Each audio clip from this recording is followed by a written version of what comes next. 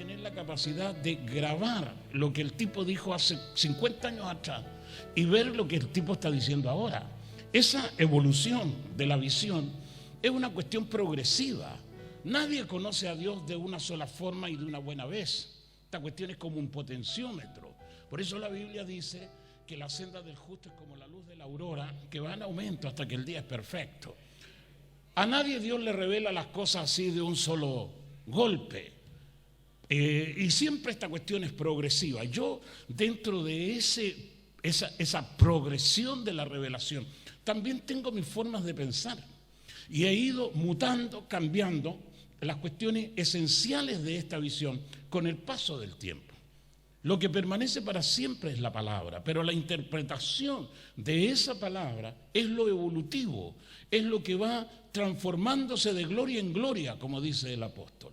De tal manera que uno en este tiempo no tiene por qué seguir apegado a las viejas visiones de esa palabra que en algún momento tuvo. La palabra permanece para siempre.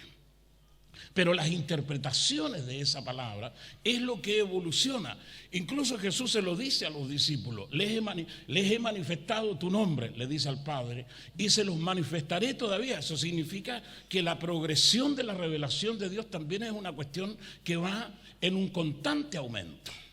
Y por lo tanto esa palabra es justamente la razón de reuniones como esta, porque queremos una actualización de la visión. Y todos necesitamos esa realidad. ¿Por qué? Porque generalmente los marcos históricos, esta cuestión en la que uno se desplaza, el tiempo humano en que uno vive es distinto. Estas eras que vivimos, este tiempo que vivimos, es un cronos humano diferente, completamente distinto al que vivió Jesús de Nazaret hace 2000 años atrás. Y lo que ocurrió en la Edad Media, en el año 1500, es distinto a lo que tenemos ahora. Y con toda certeza lo que pase dentro de los próximos 10 años va a ser diferente a lo que tenemos hoy. Y la iglesia tiene que ir de alguna manera buscando la forma de que esta vieja lámpara de la palabra siga alumbrando el camino de la iglesia, aunque los entornos, las escenografías históricas vayan mutando y cambiando. Entonces, por eso estas reuniones son de actualización. Y un poco lo que decía Jorge recién. Vamos a ver qué nos dice Dios, porque uno necesita una actualización de la voz del Señor en este tiempo. Y por eso es que estamos aquí, tratando de concebir una palabra que sea del tiempo actual, no porque la palabra cambie, si eso es inmutable, pero la interpretación de esa palabra para el tiempo presente en el que vivimos es lo que realmente cambia. Y por lo tanto la interpretación para este tiempo cambiante es una cuestión evolutiva. Por eso estamos aquí presentando una palabra de actualización de la interpretación de esta palabra que permanece para siempre. A veces cuando me meto a estos tránsitos medio filosóficos, me doy cuenta que nadie entiende nada de nada. Eso es lo gracioso de esto. Y a lo mejor yo tampoco entiendo mucho lo que les digo, pero lo siento en el corazón. Creo que esta cuestión tenéis que darle, porque me quedan mirando de una manera tan extraña como si estuvieran viendo un ET. A lo mejor están viendo un extraterrestre acá. Pero yo sigo con esta visión un poco lo que les dije al comienzo, que el texto que cité de los profetas es el mismo que citamos ahora. Que vivimos en una realidad del tiempo. El tiempo cronos. Existen, según los teólogos, dos tiempos. El famoso kairos, otros le dicen kairos, acentuado, que significa el tiempo de la gracia, el tiempo divino, el tiempo donde ocurren cosas que están fuera del tiempo humano. El tiempo humano es el tiempo cronos. De ahí viene la palabra cronología, cronograma, lo que tiene que ver con las agendas, con los calendarios, con toda esta cuestión que se desplacen los relojes, porque después de todo el tiempo cronos es el tiempo del hombre. Sin embargo, el cronos es una deidad griega, que es justamente el dios del tiempo. Y como deidad es evidentemente una deidad infernal. Por lo tanto, el tiempo pertenece al mundo infernal, al mundo donde rigen estas potencias cósmicas que al hombre lo encarcelan. Y justamente esta cuestión, el concepto del tiempo es una cárcel. Y por lo tanto es un mundo virtual, es un mundo no definitivo, es un mundo que cambia, es un mundo que tiene la tendencia a terminarse. Y por eso es que lo que les comenté, que era todo un acertijo, lo que les dije en el comienzo, de que el tiempo cronos, este tiempo de la acción del mal, está terminando. Porque los tipos no tuvieron la capacidad de resetearlo, de echarlo a andar de nuevo.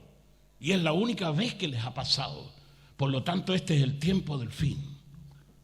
Y en este tiempo final, todas las fuerzas del mal juntan sus potencias para atacar en este último intento de apoderarse del control de estas realidades en las que se desplaza el hombre, justamente hacerse con el poder y dominar al hombre. En el fondo, el ser humano es un elemento de disputa entre el bien y el mal. Pero una de las cuestiones más inconcebibles que hay en este minuto es el hecho de que la guerra que hay en este minuto, en este sistema de cosas en el que vivimos, no es una guerra de Dios con el diablo. Curiosamente, que es el gran problema que siempre hemos creído que existe. La batalla que hay es una batalla interna entre facciones del infierno que compiten entre ellos dos. Hay dos movimientos de estas fuerzas oscuras de la maldad que complotan por el dominio del mundo. Y esa es la guerra aparente. La iglesia no está en una guerra. La guerra la ganó Cristo hace mucho tiempo y puso a los enemigos bajo la fuerza de sus pies. Le pisó la cabeza a la serpiente y dijo: todo poder me es dado en el cielo y en la tierra, por tanto, vayan y prediquen este evangelio a toda criatura, y el que creyere y fuere bautizado será salvo. Ese es el mensaje del evangelio. Por lo tanto, la batalla de Cristo es decisiva. Esta victoria ya está alcanzada, consumado es. Y entonces de pronto uno descubre esta batalla, que es una batalla que se pelea en el tiempo cronos, no en el kairos. Va a venir un día en que las fuerzas del mal van a ser puestas definitivamente bajo los pies del Hijo de Dios, y el último enemigo que será puesto en esa situación es la muerte, dice el texto apostólico. Pero la batalla que hay en este minuto es una batalla entre fuerzas del mismo infierno. Son dos facciones, que no quiero entrar aquí en los detalles para no agregar más leña al fuego, pero te digo que esa es la batalla que uno percibe. Son batallas entre fuerzas demoníacas, donde el ser humano está al medio, tratando de disputarse esa preciosa recompensa para estas fuerzas del mal. Pero la iglesia está más allá de esa batalla. La iglesia tiene que sentir lo que Cristo te dijo, que no somos parte de esa guerra ni estamos en disputa. El diablo no tiene ninguna posibilidad de tocar a aquellos por los que Jesús dio su vida. Está garantizada la sobrevivencia del rebaño de Cristo. El diablo no tiene ninguna posibilidad de agarrar a alguno que lleve el nombre de Cristo y la señal de su sangre y arrebatárselo al Hijo de Dios. Ni una posibilidad. Por eso el cristiano tiene que tener la certeza que no importa el tiempo en que camina y las circunstancias que rodean su vida, el Señor es su pastor, y ese pastor no dejará que los enemigos del rebaño de Cristo tomen a una sola oveja de este rebaño de gloria. La batalla que hoy hay es una batalla feroz, pero no es una batalla entre Dios y el diablo. Es una batalla entre fuerzas del mismo infierno. Son dos facciones que compiten entre ellos por el dominio y la hegemonía del mundo en este tiempo del cronos. Eso cambia radicalmente las visiones. Y entonces yo de pronto no me siento parte de esa batalla, porque los enemigos aparentes que tendría la iglesia están derrotados y vencidos. Ya no tengo batalla contra carne ni sangre, sino contra poderes cósmicos que están en otras esferas. Pero la batalla que la iglesia libra no es una batalla contra fuerzas demoníacas. Ellos se están peleando y esos tipos van a sacarse las tripas al final de los tiempos. Pero la iglesia tiene que caminar en la victoria de Cristo. Aprender a caminar en la victoria del Señor en este tiempo difícil que vivimos.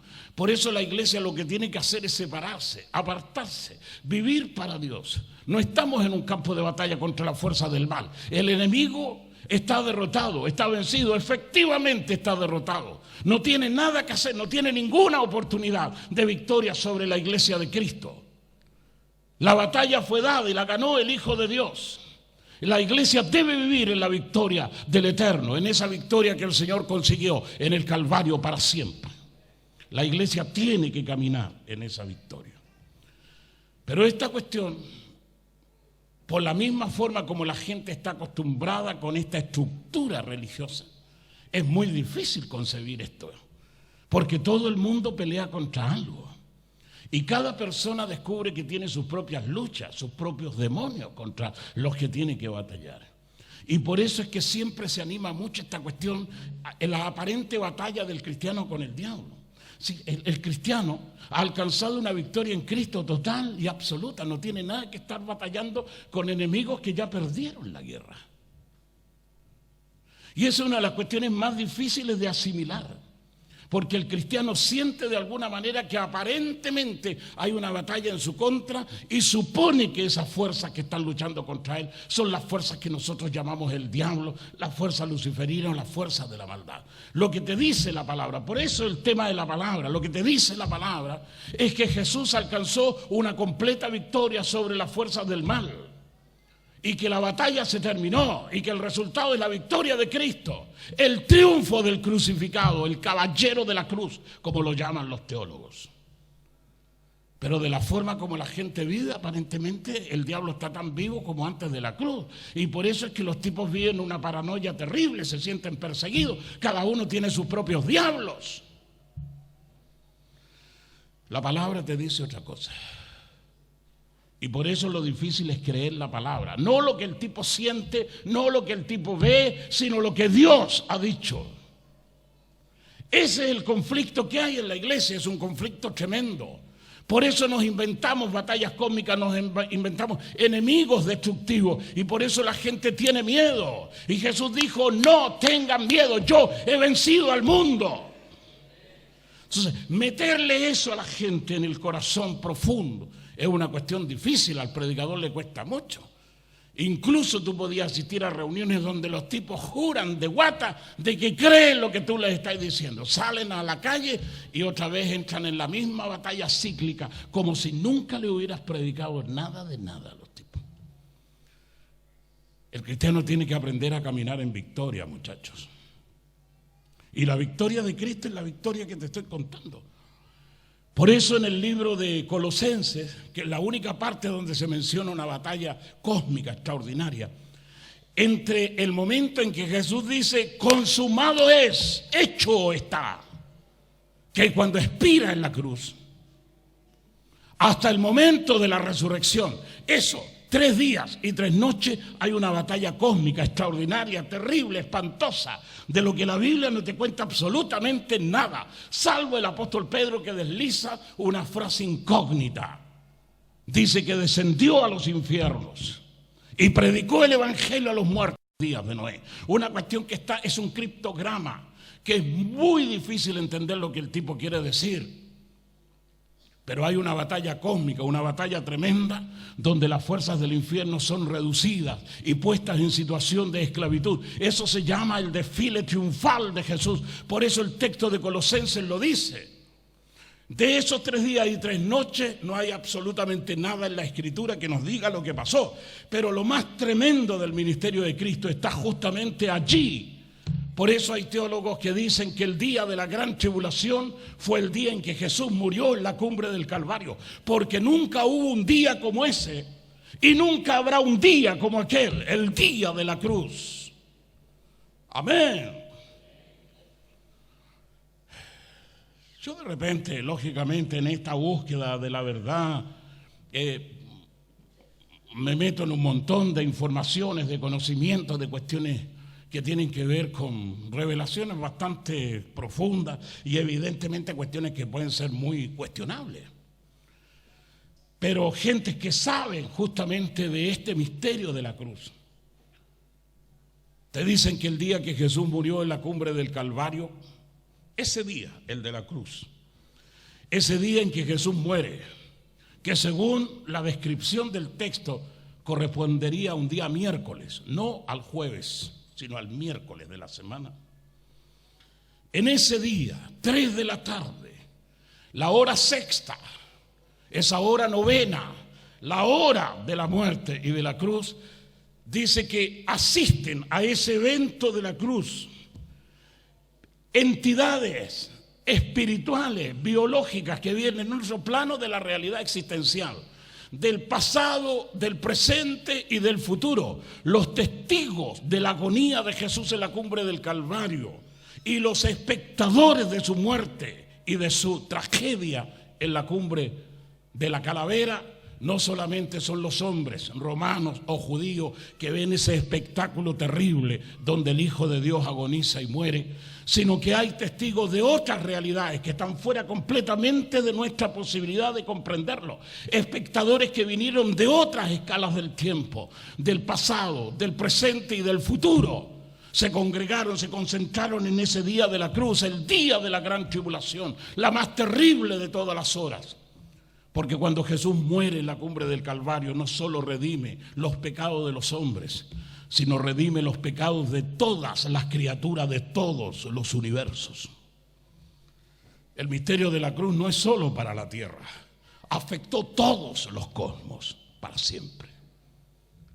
Por eso Jesús es el Cordero inmolado desde antes de la fundación del mundo. La palabra es tremenda. Yo he tenido la oportunidad de conocer cosas que seguramente por ciertas situaciones he tenido oportunidad de llegar a tocarlas.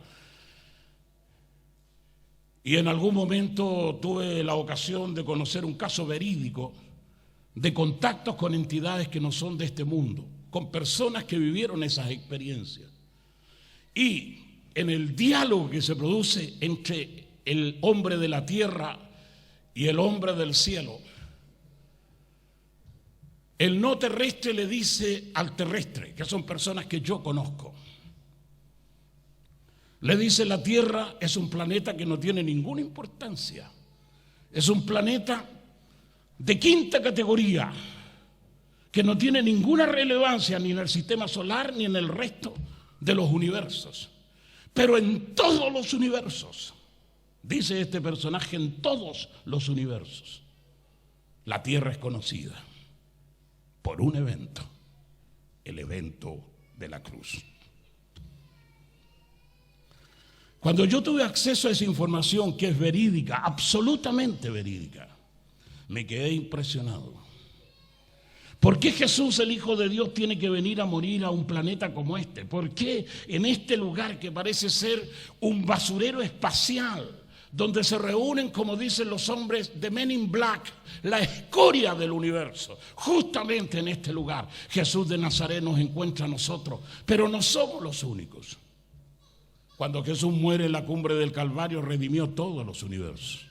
Los universos están poblados de vida, contrariamente a lo que uno cree, a lo que uno entiende. Esta cuestión en algún momento va a llegar a un despeje completo de la incógnita, pero hemos sido allegados a la congregación de los espíritus de los justos, de hechos perfectos, de pronto dice la palabra apostólica. Una cuestión enigmática.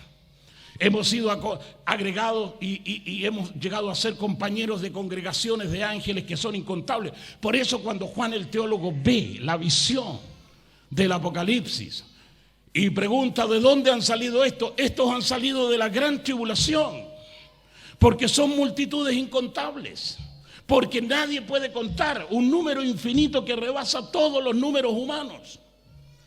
Porque son congregaciones de todos los multiuniversos donde Jesús, el Hijo de Dios, produjo la redención. La iglesia tiene más hermanos que los que la gente imagina.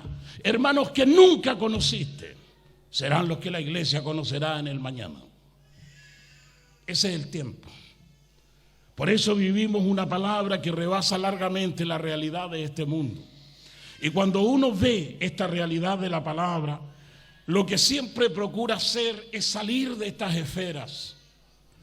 Y depende justamente de la revelación que se tenga como para vivir esta realidad de caminar con el Dios de la palabra, donde el cristiano recibe la palabra y se hace extranjero, se vuelve en cierto modo un tipo que no es de este mundo, que empieza a pensar de una manera completamente distinta. Y evidentemente ese hecho de pensar diferente a la gente le hace pensar que somos tipos anómalos, que somos, en primer lugar, locos, lo primero que te pueden decir. Y lo otro, que vos estás para el manicomio. y que evidentemente después te pueden tasar como peligroso, porque todo lo que no está catalogado es espurio, según la gente.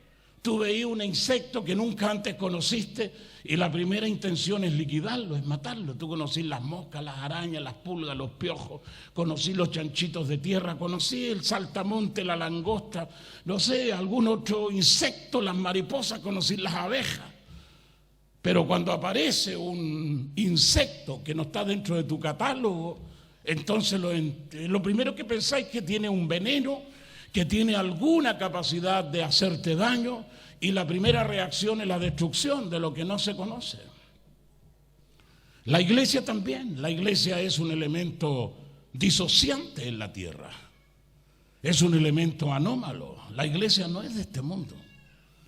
La iglesia pertenece a otras esferas. El ser humano, el hombre que tiene la marca de Dios, pertenece a otro linaje y no es de este mundo. Esa cuestión es clarísima. Jesús lo dice con mucha claridad, no es de este mundo, tiene otra génesis y tiene otro destino, tiene otro origen y tiene otra llegada, tiene un comienzo distinto y tendrá un final diferente. La iglesia no pertenece a este mundo, pero vive en medio del mundo como si fuera parte del mundo, y justamente la batalla de la palabra es sacarte del mundo, no solamente aislarte, no solamente irte, no solamente retirarte, que es parte justamente de esta realidad. Pero salir del mundo es salir en la psiquis, salir en la mentalidad, salir también en la realidad que vivimos y que enfrentamos cada día. Salir del mundo significa tener conceptos, pensamientos distintos, nuevos, que te hacen pensar que uno realmente no pertenece a este cosmos. Y cuando eso se produce, el cristiano comienza a ver realidades que nunca antes imaginó que existen. Porque cuando el tipo se sale del mundo, comienza a ver otro mundo.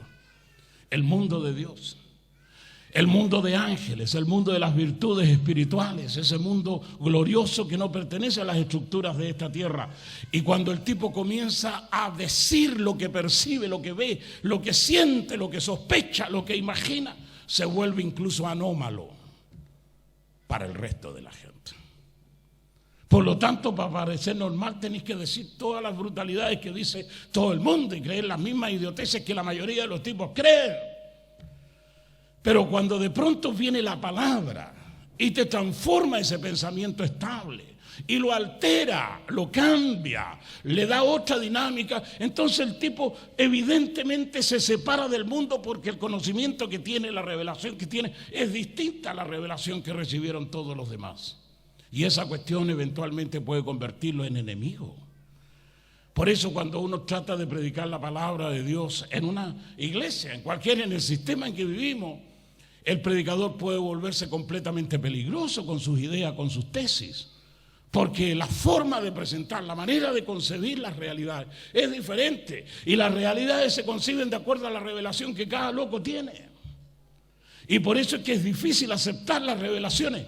Cuando son cuestiones estándares y todo el mundo cree lo mismo, no hay conflicto.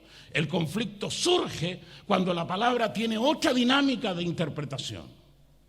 Y ahí pueden ocurrir dos cosas: que la nueva dinámica de interpretación sea aceptada por el grupo en el que uno está, o directamente sea rechazada. Y si es rechazada la nueva dinámica de interpretación, el tipo tiene dos posibilidades: o se guarda la revelación que recibió y se la come solo, o el loco salta fuera de la manada para llegar a tener libertad en el conocimiento y en la expresión que capta. Esa es la disyuntiva. Y no existen otras cosas. Y todos los grupos humanos son parecidos, muchachos. No hay nada que sea diferente a este esquema. Cuando la gente piensa distinto en cualquier lugar donde uno esté, es peligroso pensar diferente, siempre. Y Jesús de Nazaret vino a la tierra y pensó distinto. No solamente piensa distinto, sino que trae una revelación que va a contrapelo de todas las demás revelaciones que había. Y por eso el conflicto de la palabra. Este es el tiempo donde se van a manifestar muchas cosas, muchachos, que nos van a poner en situaciones muy críticas a nosotros como iglesia. Están a punto de surgir revelaciones que no son revelaciones de la palabra, sino revelaciones de la historia, que a la gente la van a poner en situaciones de alto riesgo en sus conceptos de fe. Y el cristiano tiene que estar adelantado a su tiempo, adelantado al tiempo en que vive, para poder tener la capacidad de que esas cuestiones que van a ser informadas al mundo no tenga ese golpe de timón que va a tener el barco de la iglesia en el futuro. Creo que este es un tiempo tremendamente difícil y es un tiempo donde las fuerzas del mal, entrando en esta colisión espantosa que están teniendo, todo aquel que esté en la línea de fuego de este mundo de maldad va a perecer. Por lo tanto, la iglesia tiene que salir de esa línea de fuego. Y la única forma de salir de la línea de fuego es hacerle caso a la palabra cuando dice: salid de la Babilonia, pueblo mío. La iglesia no tiene nada que hacer en el sistema del mundo. La iglesia tiene que tener esa capacidad de caminar distinto, de ser diferente. Tiene que tener estructuras diferentes. Tenemos que pensar distinto. Yo vivo esa experiencia, por eso soy un loco anómalo. Incluso soy anómalo para la gente como ustedes, que son gente de iglesia. Aparte, ustedes me quieren, me tienen aprecio. Pero son las ideas las que justamente te hacen colisionar, porque no son ideas convencionales, no son ideas que encajan en la gente.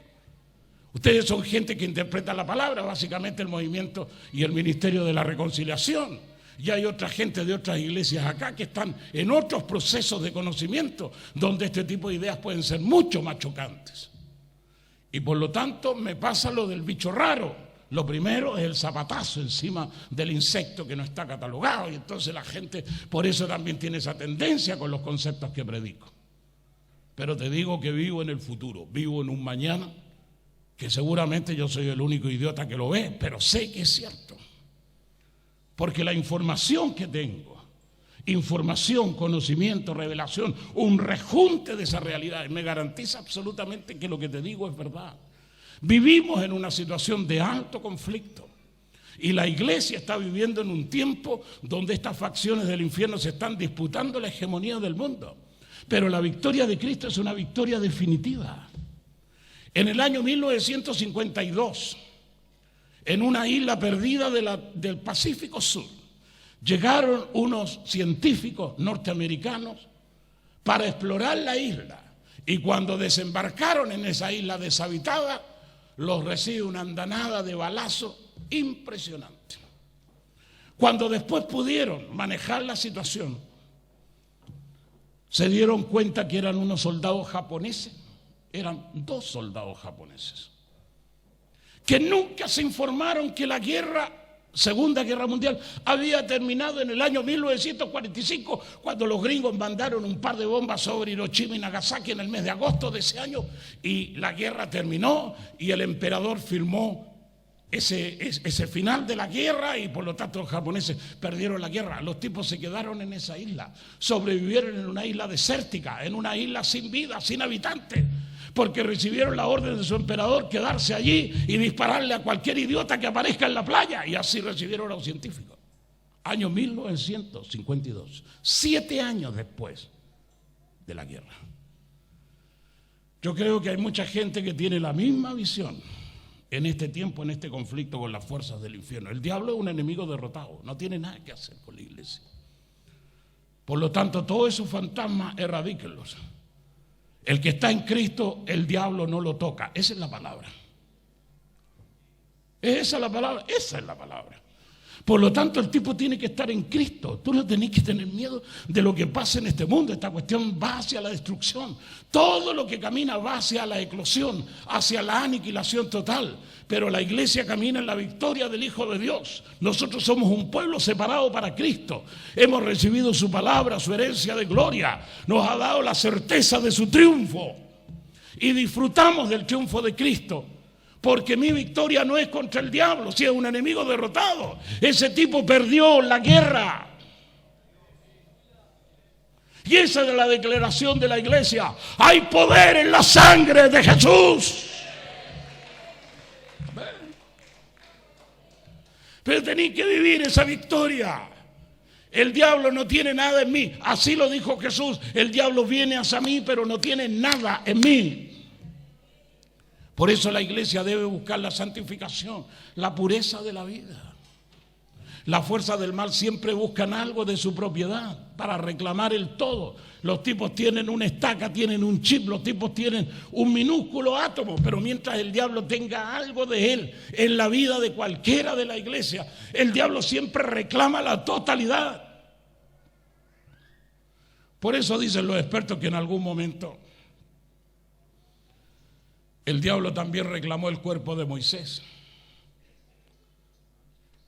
Y es una situación muy difícil de analizar. Pero el diablo pensaba de que tendría alguna posibilidad de quedarse con el cuerpo de Moisés.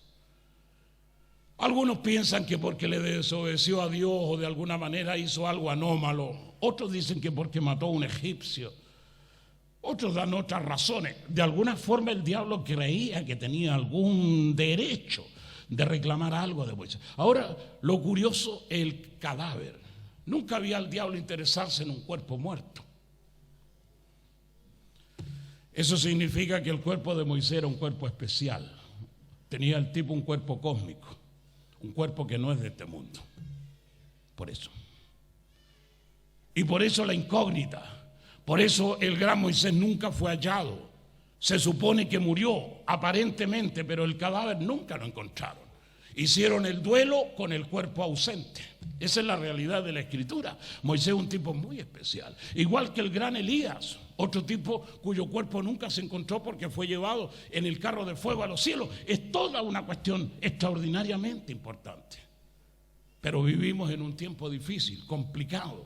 La iglesia tiene que tener mucho cuidado. El diablo no tiene nada que tener en la iglesia. Las ovejas del reino se pueden contaminar con algunos parásitos del infierno. Pulgas, piojos, alguna cuestión que el diablo siembra y esparce. Por eso cuando usted viene a situaciones como esta, la palabra te limpia. La Biblia dice, ustedes están limpios por la palabra que les ha hablado. Entonces la iglesia tiene que desparasitarse. La iglesia tiene que limpiarse, la iglesia tiene que purificarse. Y tal como lo escuchamos en la presentación del pastor Mora, los que aman su venida, no los que esperan la venida, sino los que la aman. Porque la gran mayoría de estos locos están esperando la venida, pero no la aman. ¿Por qué? Porque esperan la venida de Cristo como un momento de escape, para decir esta cuestión se termina y rajo de aquí. No, vos tenés que amar la venida de Cristo. Hay que amarla, y amarla significa consagrarse, vivir para Dios, predicar el evangelio, darle la vida a Cristo, amarlo, que nos haya siendo como Él quiere hallarnos. Aleluya. No esperar sentado, desesperado, no, activo. Amar la venida significa estar en lugares como este, predicar el evangelio, extender el reino de Cristo, salvar a los pecadores. Amar la venida. Y el que ama la venida no la espera. Algún día la venida lo sorprenderá en el camino. Porque ese tipo no está preocupado de cuándo viene el Hijo de Dios. Está preocupado de amar al Señor que viene. Ese es el secreto de esta cuestión. Y la iglesia debe ser encaminada hacia el amor a Dios, hacia el amor a su palabra, el amor al reino, el amor a la prédica, el amor a dar la vida por Él. Este es un tiempo de guerras feroces, pero no es un conflicto contra las fuerzas del mal. Es un conflicto interno. Esa es la información que tengo y es la información que manejo. Y las facciones están divididas por naciones, por pueblos. Por eso el tema del Apocalipsis y la palabra profética dice que se levantará nación contra nación y reino contra reino. Aunque les parezca a ustedes increíble, el reino de las fuerzas del mal está dividido. Yo sé que están pensando en lo que Jesús dijo sobre los demonios, pero esa no es la interpretación del fondo. El reino del mal está dividido. ¿Por qué creéis que se llama diablo el diablo? Porque es el tipo que divide. No es verdad que estén todos los diablos de acuerdo. Esa es la falacia y la cuestión que te han metido en la cabeza. El diablo no tiene la capacidad de poner a todos sus demonios de acuerdo. El tipo tiene una bolsa de gatos en este momento. Y por eso es que las fuerzas del mal pelean. Si son por esencia desordenados, violentos.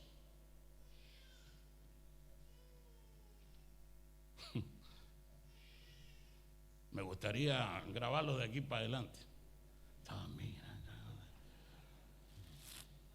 La gente pregunta siempre, ¿qué yuyo fumó, reverendo, antes de ir para acá?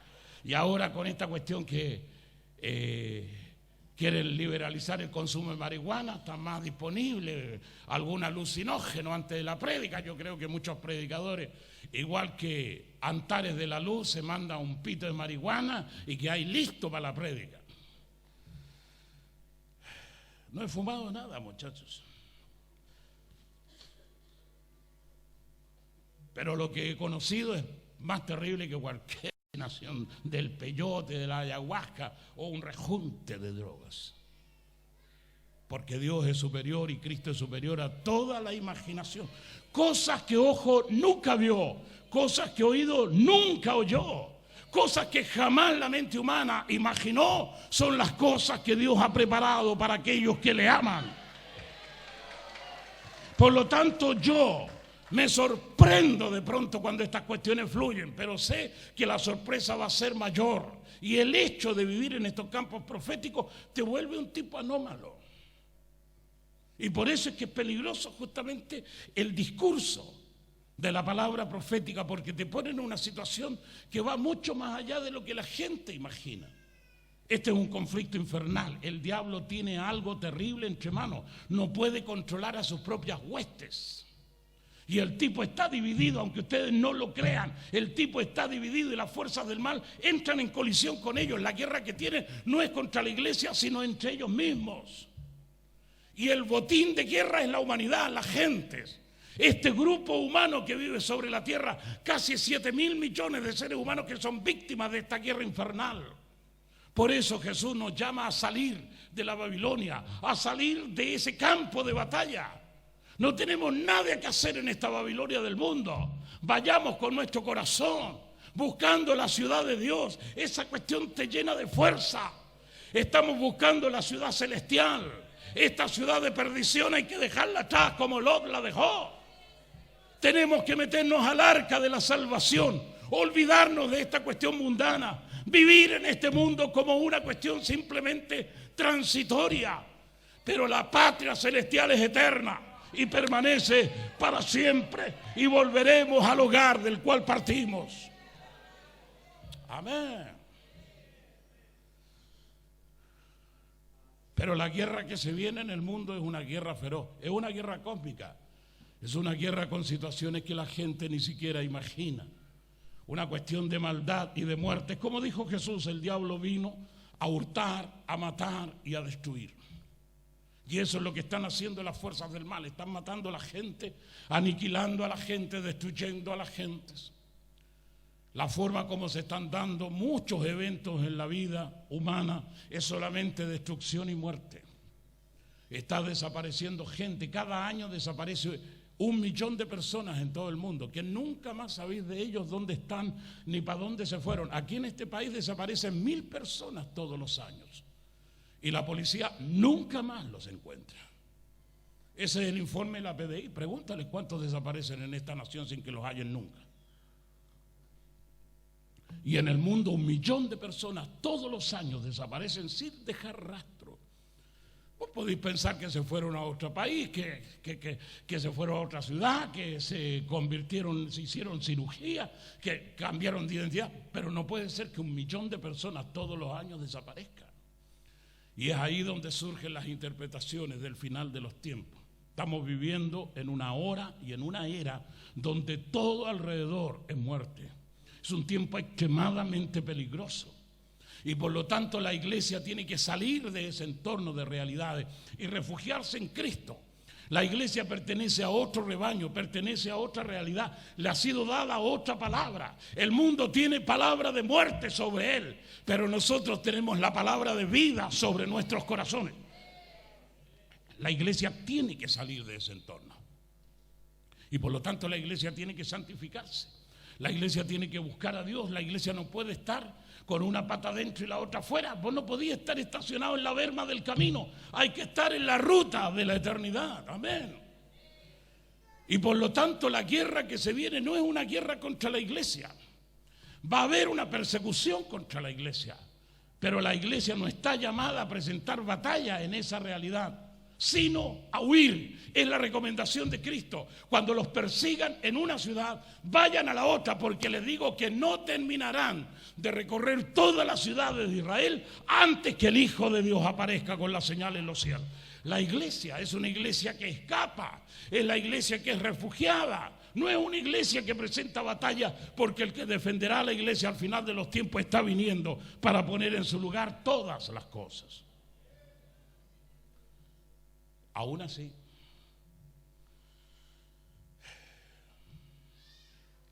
cuando yo los veo a ustedes en Pocuno, particularmente al movimiento de la reconciliación, también tengo mis visiones, Medardo. Y de repente, como sepa dónde va esta cuestión, porque la persecución a la iglesia es una cuestión real, yo pienso que mucha gente de iglesia van a terminar comprándose armamentos y los van a tener en reserva. Y se va a dar lo que Jesús le dijo a sus discípulos: vayan y cómprense espadas. Ese tiempo está viniendo. Ahora está todo aquí tranqui.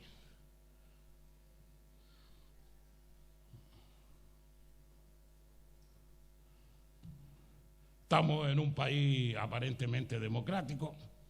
Yo te digo que esta cuestión va a terminar en una batalla.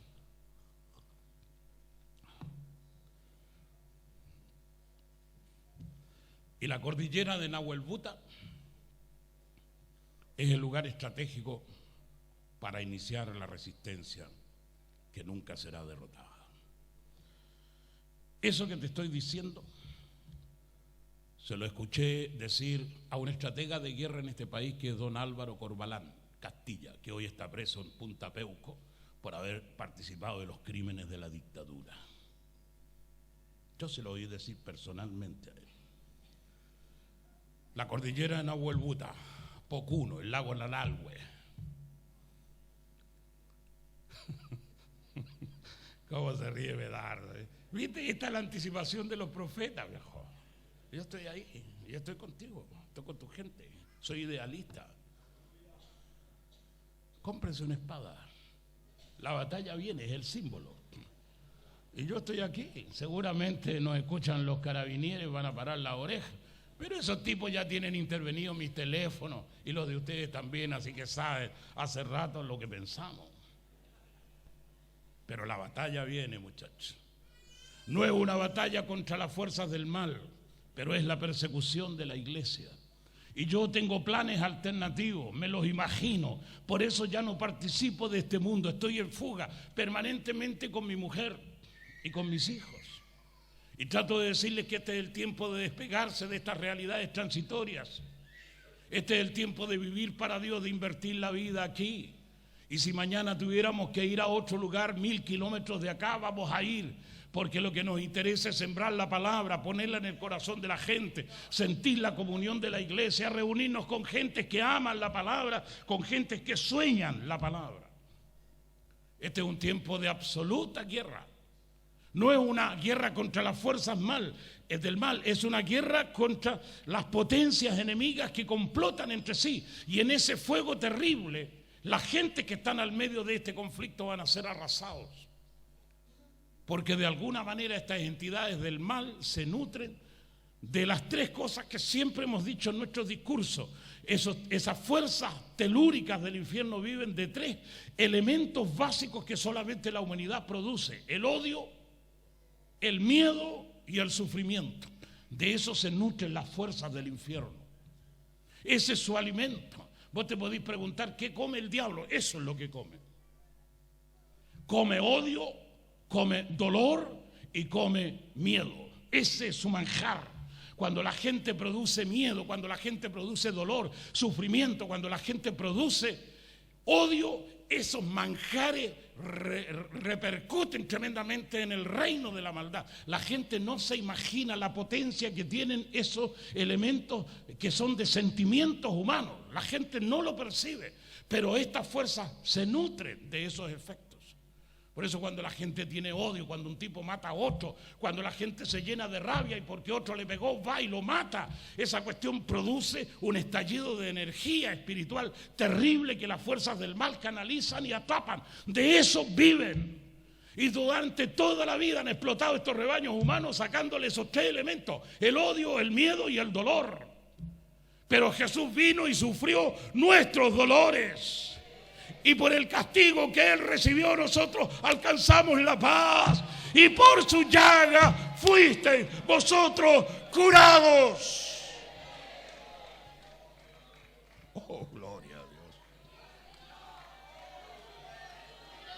Ah, bendita es la confesión del poder de la sangre del Hijo de Dios. Oh, bendito Dios, me gusta esta palabra.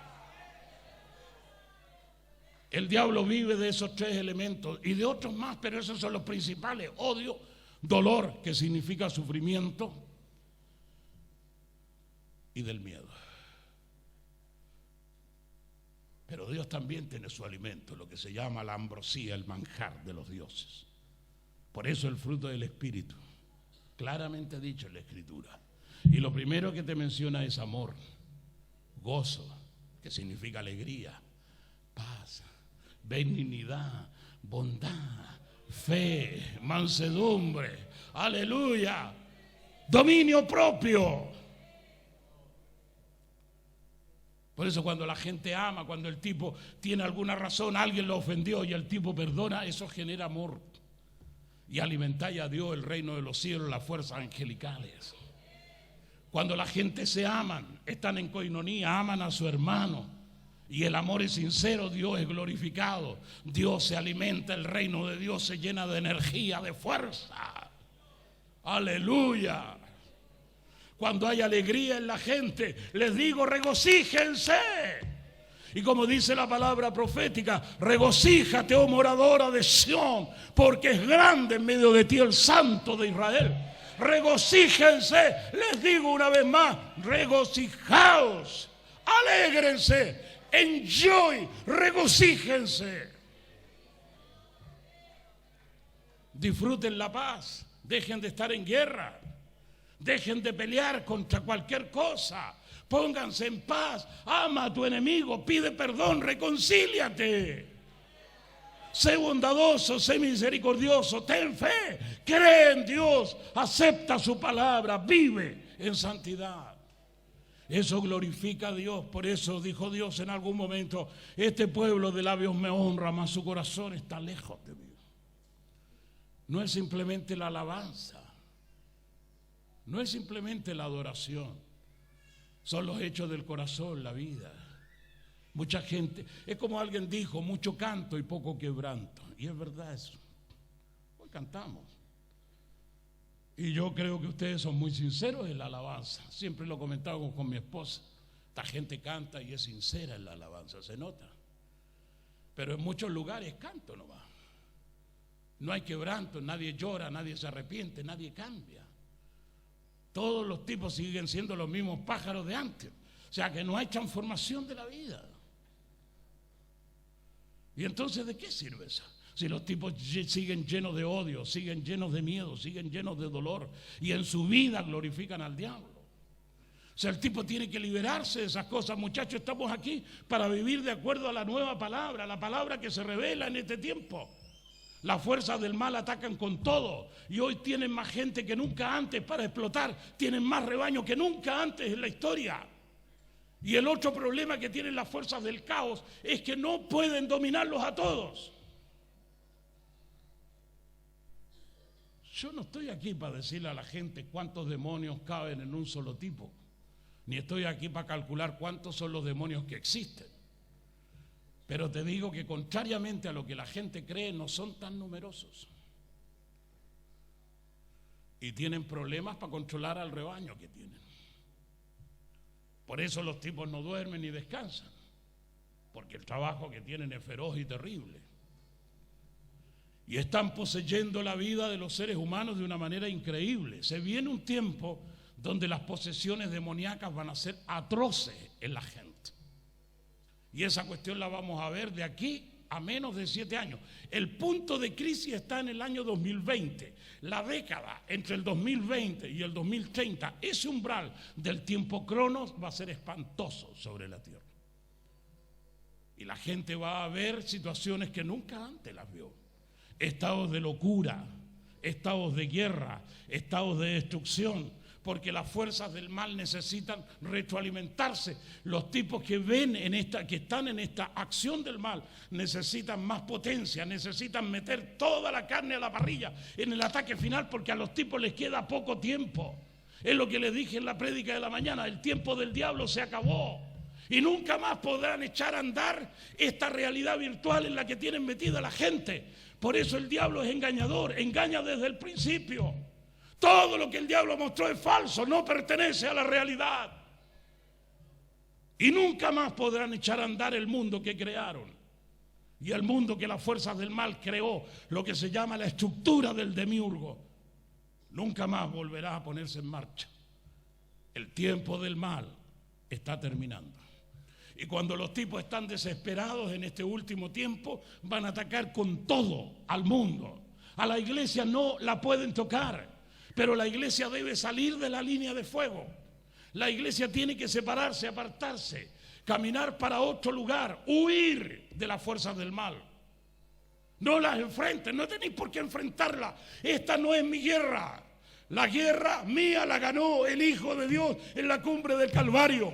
Y cada vez que el diablo venga, le diré que la sangre de Cristo me limpió de mis pecados y que por su llaga he sido curado. Y que su palabra me ha hecho libre. Oh, gloria a Dios.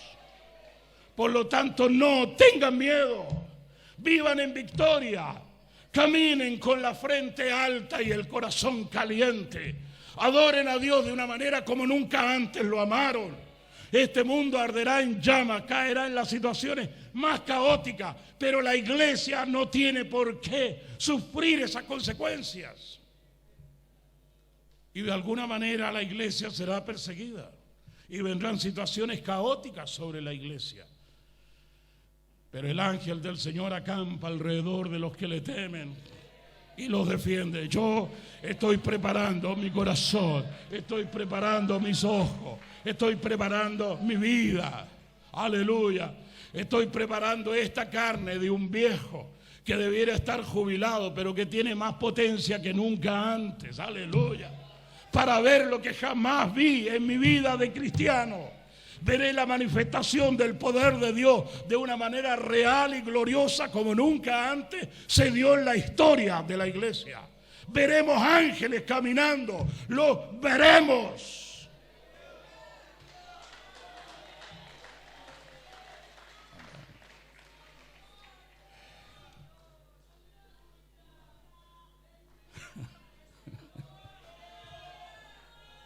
Viste, aquí tengo dos pastores amigazos.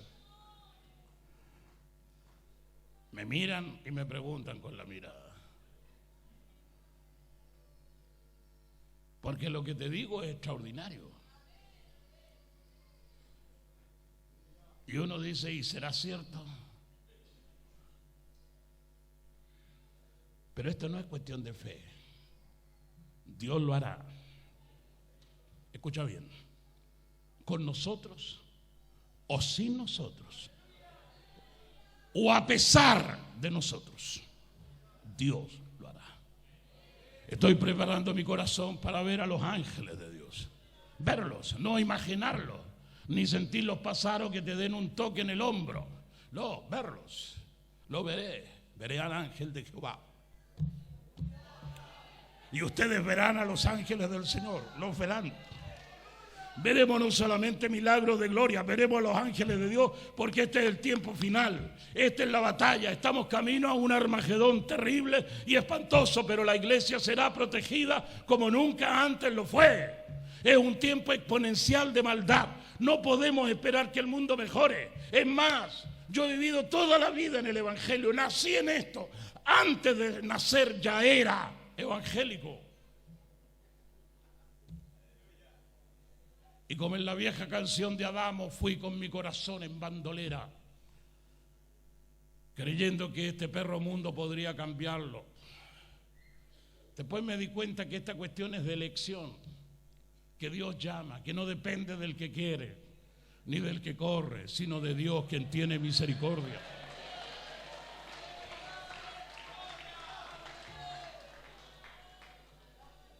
Y empecé a tener convicciones extrañas. Empecé a sentirme elegido, tocado por la mano de Dios. Y toda la gente que contacto veo que tiene el mismo sentimiento. Estamos aquí porque Dios nos llamó. Y permanecemos aquí porque Dios nos plantó. Amén. Y daremos fruto para Dios porque Dios vive en nosotros. Y todo aquel que vive en Cristo da fruto para Dios.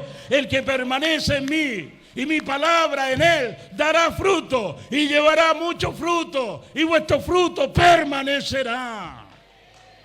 A ver, me estoy preparando para eso. Y lo estoy sintiendo, siento ese anticipo divino. Me estoy preparando para caminar con los ángeles. Estoy preparando mi vida para alinearme con esas potencias celestiales. Porque somos hermanos menores. Pero los hermanos mayores, los ángeles que Dios preparó, vendrán en esta batalla final, en esta batalla cósmica. Es una cuestión tremenda, extraordinaria. De la misma manera vamos a ver demonios como nunca antes los vimos. Y son terribles y atroces y horribles. Vos no te podés imaginar lo que son esas entidades. El diablo se disfraza como ángel de luz, pero en el fondo no es ángel de luz, es horrible, feo como el diablo. Y la gente lo verá. Y así será esta batalla al final de los tiempos. Caminaremos en paralelo viendo el reino de Dios y la manifestación de las tinieblas. Pero estamos de otro lado, estamos en otra área, estamos en un recinto intocable, estamos bajo la cobertura de Dios. Porque Dios está levantando un vallado, Dios está levantando, aleluya, un muro de protección con dardos de fuego protector alrededor de la iglesia. Aleluya, Dios está trazando un perímetro de seguridad para la iglesia de Cristo. Y nos dice, no tengan miedo, no importa lo que pase más allá de este perímetro, pero ustedes dentro de este lugar serán protegidos.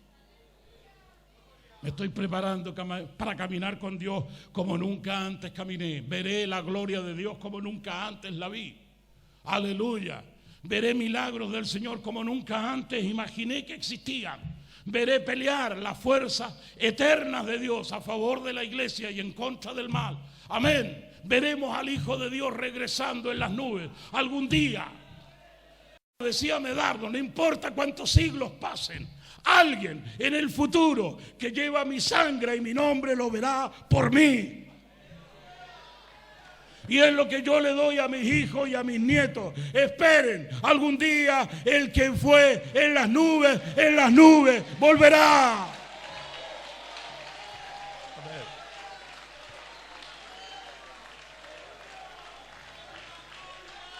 Sí, Señor. Lo creemos, lo recibimos. Es tu tiempo. Ah, bendito Dios. Amén. Por eso llénense de fuerza. La iglesia entra en una batalla, pero la batalla que nos corresponde la ganó Cristo hace mucho tiempo y a todos sus enemigos los puso bajo el estrado de sus pies, los sometió a su dominio y proclama su autoridad diciendo lo que ya hemos dicho. Todo poder me es dado en el cielo y en la tierra, por tanto, vayan. El poder de Cristo trasciende la tierra, los cielos y la tierra, los cosmos, los universos. Aleluya, el Hijo de Dios, Rey de reyes y Señor de señores, Emperador de los multiuniversos, Dios glorioso, es el Dios de la iglesia. Por lo tanto, la iglesia debe levantarse, que nunca el diablo te haga sentir minúsculo, ridículo, mínimo. Olvídate de escuchar el susurro del diablo, escucha la palabra, lo que Dios te dice, levántate y canta, resplandece porque ha venido tu luz. Amén, no tengas miedo, el que está con nosotros es más poderoso que el que está en el mundo. ¿Cuántos dicen amén a esa palabra? Yo digo amén. Oh, gloria a Dios.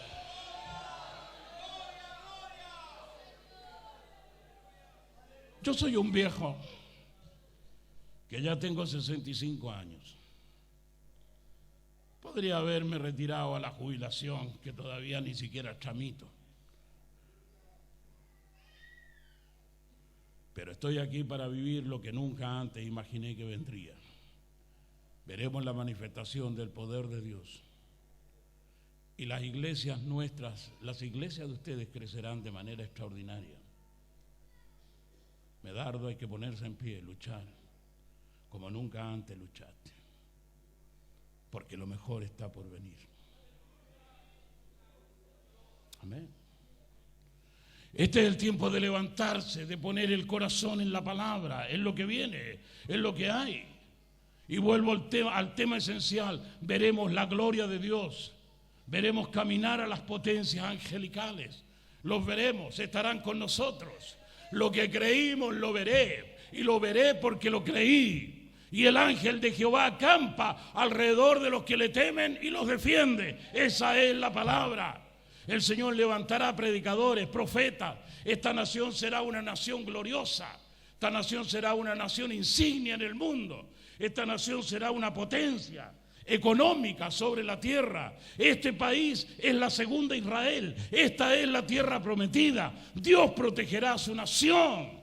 Este país es un país protegido por la mano de Dios, de la misma manera como Dios protege a su pueblo Israel. Esta nación es una nación de gloria. Amén. Chile para Cristo. Necesitamos 30.000 iglesias sembradas de aquí al año 2000 en todo el territorio nacional. Por eso ustedes planten iglesias. Me alegro de saber que están capacitando gente para llevar el evangelio a muchos lugares. Planten nuevas congregaciones, esparzan el evangelio, levanten liderazgo que lleven el mensaje de Cristo, conviertan a los creyentes en discípulos, transfórmenlos para la gloria del Señor. Tratando de terminar.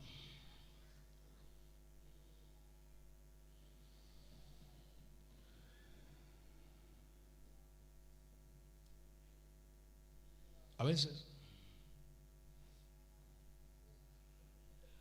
uno se imagina y dice, Señor, todas estas expectativas que hay para el futuro, ¿qué haré yo? ¿O de qué manera tú usarás mi vida? Y hay gente que me preguntan, usted que tiene de alguna manera ciertas visiones futuristas, dígame, ¿qué es lo que Dios puede hacer conmigo? Y es probable que muchos de ustedes estén en esta noche pensando algo parecido. Quiero simplemente finalizar con una vieja historia. En una subasta, casa de remates, en esa tarde estaba el rematador, el martillero, rematando cantidad de lotes de cosas, cuadros, pinturas, estatuas, muebles, bibliotecas, refrigeradores, la subasta, una cantidad de cosas, autos, lotes numerados. Le había ido bien porque el martillero público trata de ir elevando el valor y a veces ficticio que tienen las cosas que la gente compra en los remates. Y se va todo al mejor postor.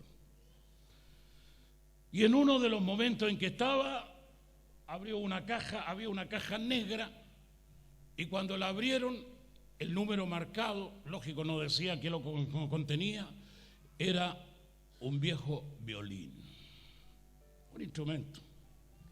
El tipo agarró el violín y se lo mostró a la gente, le dijo, muchachos, aquí hay un excelente instrumento musical. La verdad es que él nunca lo había tocado ni sabía lo que era, pero como el tipo quiere vender, dice cualquier cosa.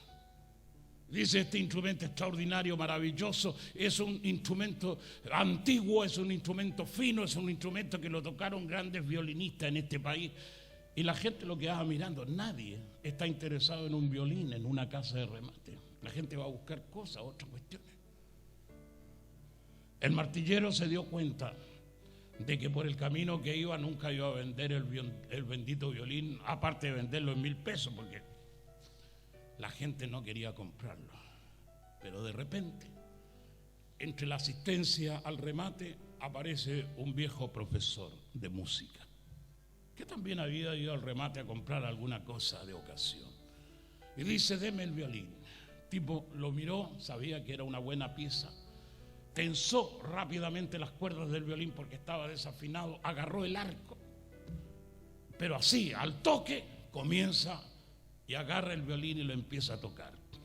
Cuenta la historia de que la casa de remate, que es un galpón grande, de repente se llenó de una música celestial y la gente absorta quedó escuchando maravillado las notas extraordinarias que podían salir de ese viejo instrumento. El tipo tocó 3 minutos, un concierto, una música extraordinaria que llegó al corazón de la gente. Cuando termina, le pasa el violín al rematador y el tipo eufórico levanta el violín y dice: ¿y ahora quién da más? Cuenta la historia que después de la exhibición la gente puso mucha plata por ese instrumento y se vendió en un gran precio. A veces mi vida, la vida de ustedes, la vida común y corriente que aparentemente tenemos, es como el instrumento, el viejo violín, adentro de una caja negra, sin futuro, sin mucha visión del mañana, a veces arrumbado en un lugar donde nadie quiere verlo. Nos pasa como el instrumento, como el violín, y capaz que tu vida está así esta noche, adentro de una caja de decepciones, adentro de una caja de depresiones, adentro de una caja de tristezas y de penas. ¿Por qué el viejo violín se vendió en un alto precio esa tarde? El instrumento era el mismo. La diferencia entre lo anterior y lo posterior estuvo en una sola cosa: en el toque del maestro.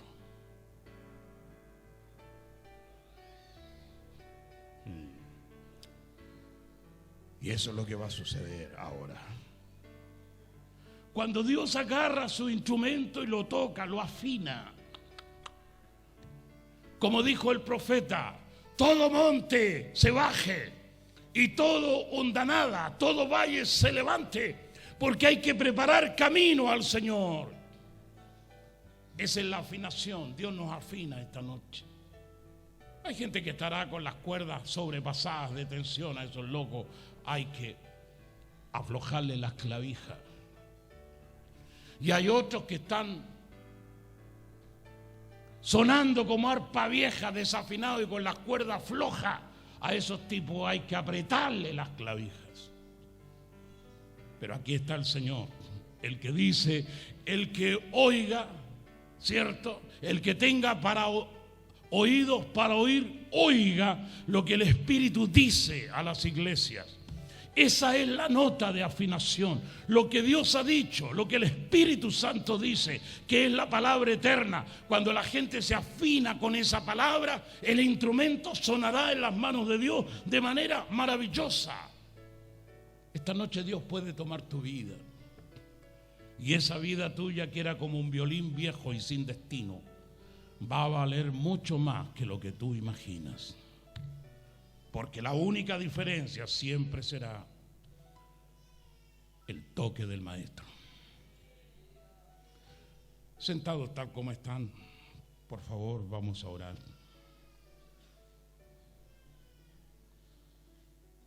Señor,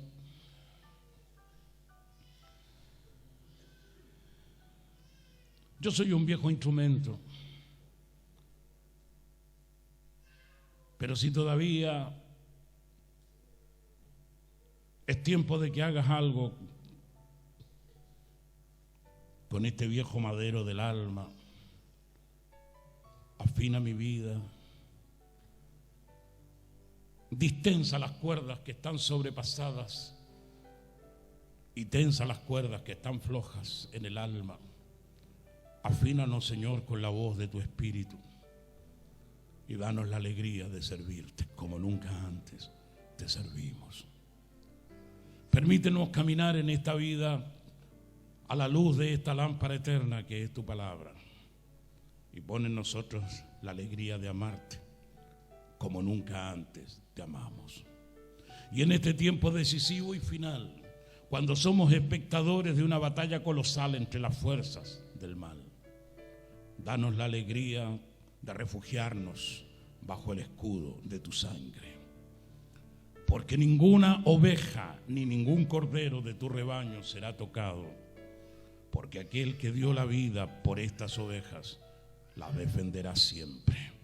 Porque la iglesia no está sola, Señor. Danos la alegría de sentirte, de amarte, la alegría de creerte y la alegría de ver a tus ángeles. Permite que en este tiempo, donde solamente vemos destrucción y caos, nuestros ojos sean abiertos como los ojos de aquel siervo que tuvo la gracia de ver las fuerzas celestiales y gloriosas, donde surge la palabra que nos conmueve. Son mucho más los que están con nosotros que los que están con nuestros enemigos. Y trae, Señor, sobre la vida de tu iglesia tu presencia, tu paz y la alegría de amarte siempre.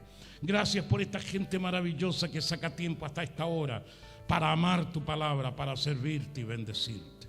Señor, danos la alegría de vivir en fidelidad todos los días de nuestra vida y más allá de la muerte. En el nombre de Jesús y para la gloria de Dios lo pedimos y lo recibimos. Amén. Hermanos y amigos míos, estoy tremendamente complacido de compartir con ustedes esta palabra. Quiero recordarles que al final de la reunión están nuestras grabaciones de videos y de audios disponibles para todos aquellos que quieran seguir disfrutando de estas visiones proféticas y apostólicas que son signo y seña de nuestro ministerio. Agradecido a las personas que organizaron esta reunión y a quienes vinieron, particularmente a los pastores del movimiento del Ministerio de la Reconciliación.